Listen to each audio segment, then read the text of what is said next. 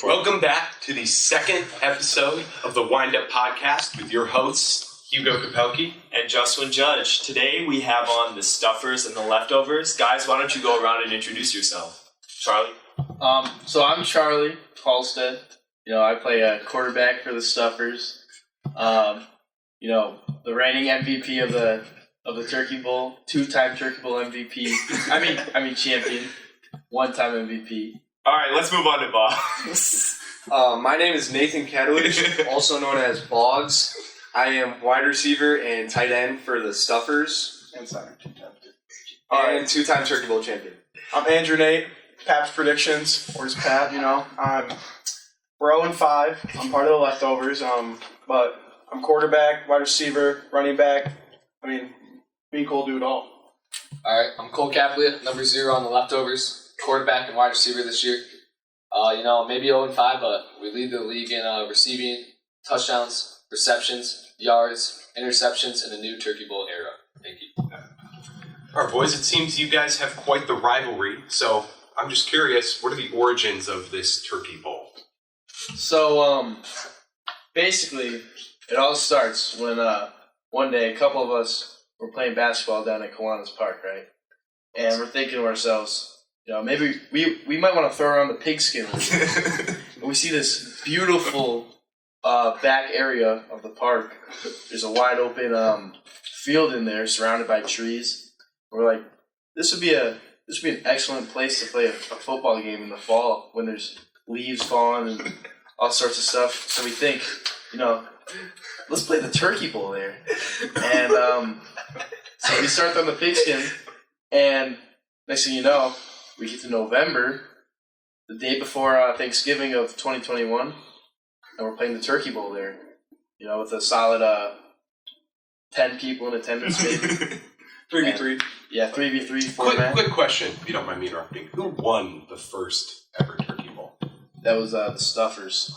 Yeah. So, do you want to say what happened in the conflict? I got it. Yeah, you So, if you had the original roster, there's a big change since then. The original roster was Charlie, Boggs, and Carter. And then, because 3v3. No, it was originally. Oh, the original roster was Charlie, Boggs, Carter, and Cole. And then me, Bobby, Maddox, and Mac Hybels. And then Cole had to leave. Bobby had to leave. So it ended up being just a 3v3 with me, Mac, and Maddox, and then Charlie, Boggs, and Carter. Tough game, Came down to the wire. I think there was a combined 9 interceptions in the game or something like that. And I think the Leftovers ended up losing by 6. 9 interceptions. Yeah. Wow. Maddox was 5. So I'm just curious, obviously, you're playing the Turkey Bowl right now. That's what we're here promoting. Obviously, for all of our viewers, you guys should definitely come out to the Turkey Bowl the day before Thanksgiving at noon at Kiwanis. But there have been some other bowls played by the Stuffers and Leftovers franchise. So, obviously, there's Henry's Heart Bowl and the Patriot Bowl. How have those gone for your respective franchises?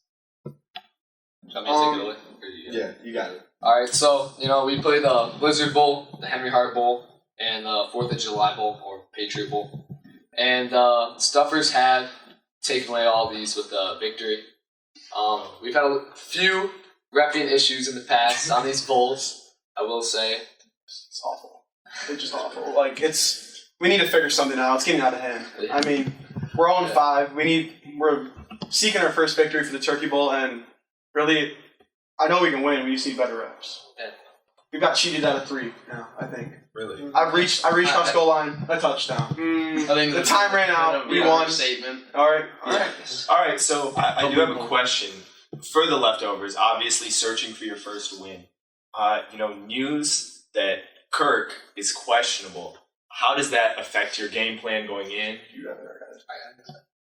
So our game plan going in, we know Kirk. He's on the food chain. He's the lowest on the food chain. He's the one being eaten. He's not eating anyone else. So the way we take that into counters, we get Mac. He was a former Leftover, so that's going to put some target on his back. Yeah. Switching teams, switching up on the foe. We don't vote. Didn't you switch up on the Stuffers? No, I'm not. So I actually had Thanksgiving in Chicago, so He never Yeah, truly was. so I never truly was stuffer. He was a former first overall pick by me. But he was traded on draft day, one might say. Well, a little bit unfortunately- later on.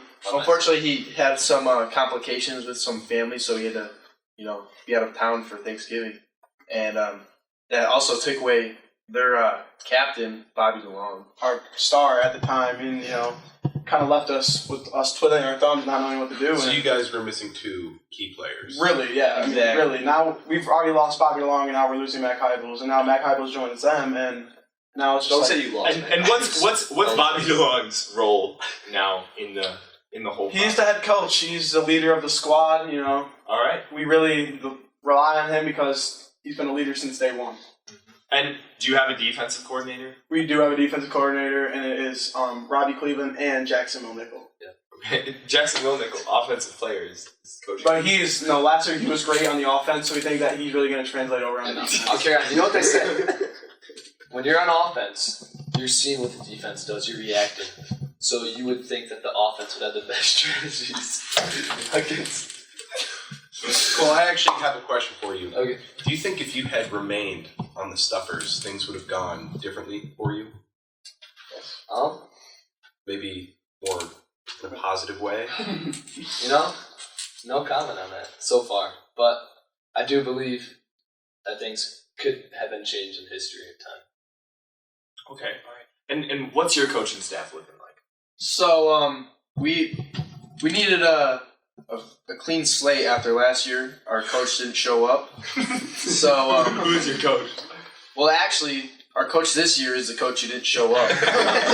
So Still show up this time. we brought in 2 new faces and our former non coach with head coach Andy Barlow. He brings a lot to the table. It's a football's just a tradition in the Barlow family. You got Ryan, you got Cliff, now we got Andy. He breathes, he lives the game. And then we got Sam Zerani on the defensive side of the ball. Calling some plays. He's a bonehead. Plays a cornerback himself.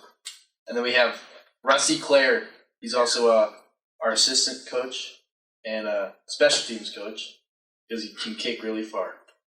All right, so actually, I'll ask both of you guys. I'm not sure which of you wants to start. So I know there's been some controversy with cheating within the Stuffers franchise. Specifically, there have been some rumors about an assistant water boy potentially juicing the That's Stuffers true. water, Jones or Pet. Yes. Do you have a comment? Very much true. This kid has been cheating for the last 2 years now. You can see him running through us. Can't stop him. We need to get this kid checked out. It's unbelievable. So how do you plan on making sure cheating's completely eliminated? I think we need to have some of the best refs we've ever had. Yeah. Definitely we need that. We need great film work because you believe it or not, having that film to replay a Right. play, we need that because it was bad last year and it ultimately resulted in the leftovers losing. Can I Yeah, say a Buxton, comment? go ahead. So last year during the Turkey Bowl, it came down to a very Close match. close match, and Andrew Nate was running it in, and the filming was terrible. He wasn't even filming the play. Sam's And right. Andrew Nate, Another he sellout. goes basically into the end zone, and he gets tackled right there on the spot. All the refs and Andrew Nate himself said that he wasn't in. Yes, so then we said, okay, we're going to overtime. But then later on, about maybe a week later, we get the film. We found undiscovered Max Kesterke film. He was recording the play for some reason, and it was a touchdown. But since it was a week after, we could I'll not. tell you what the Overruled. scandals. You couldn't overturn. I mean, We know it was in Charlie. we can pull up the film. And the 4th of July Bowl. And the 4th of We July. know that. We know that first down. That's a bit of 75-yard catch was in the damn That end was- zone. We're going to have to bleep that out. So how would you compare Jones or Pet? Obviously, is putting steroids in the Yeah. Stuffers water. Well, one, do you think that those wins should be vacated? And two, how do you think that the rest of the Stuffers coaching staff knew, or it was more of like a Michigan Connor This Stallion is- situation? This is more of a newer thing, believe it or not. I mean, I've only heard this once or twice, but we really don't care because I feel like it doesn't really impact a lot, but I do think it impacts him. You know. We did put a formal rule in, the 2 blitz apple, and also that you cannot rush without another man blitzing you. So I think this could affect and help our defensive scheme a little bit on their Stuffers run game offense of Charlie Halstead rushing the ball. We'll see what happens. We'll see. All right. Do you guys have anything to say? Do you deny these allegations, or are you just not, like, you're just tuning out the You're noise? taking them. I have never heard this before. Oh, wow. Yeah, I would just like to say these are all false allegations. Never heard of it. You drank it.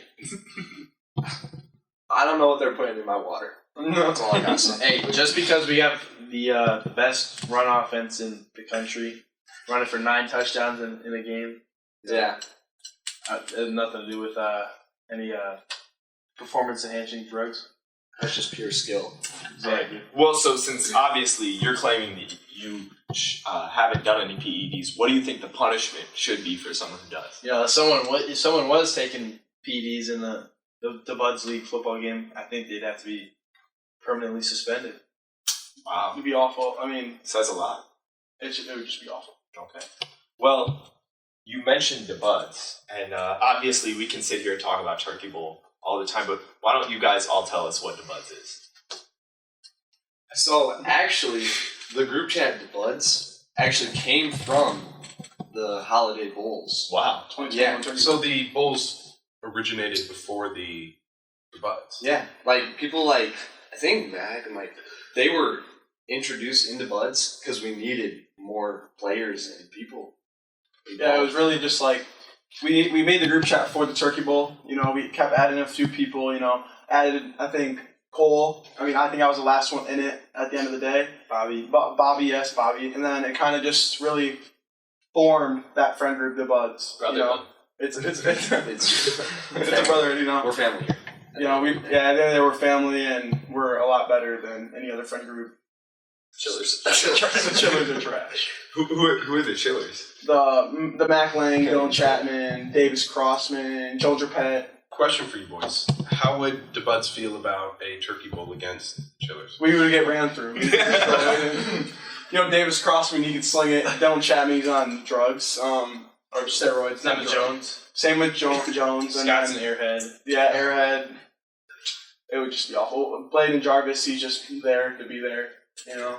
Right. That's all they got on But us. Yeah. coming soon this spring, we are doing a Vermin Olympics, which we will take the Chillers to the Buds to the test and see who is a better friend group at these athletics. So we have the Chillers, the Buds, and then Vermin's is all Yeah, of the them. Vermin's is basically the boys, you could say. Like the, And some bystanders. It's and the floaters, you know, people who float around. The Eric Burrows, Right. Eberhard, The Bryce the Bryce Wojciech. He's a big one. I love that Yeah. guy. All right, yeah. Well, honestly, this is a lot of great stuff we've learned. Is there anything else that you want us to know about the Buds, about the Turkey Bowl? Obviously, you want people to come to the Turkey Bowl. Pop out, man. Really, just like we need. Pop out. You know, we need people to show up. We need to get loud. We need the Stuffers to really feel that pressure because we all know Charlie can't handle that pressure. Yeah, so let's do it, man. You know, if you want to see the three-peat happen for the first time, live action, be there November 22nd, Kiwanis Park, around noon. You know, we'll be there.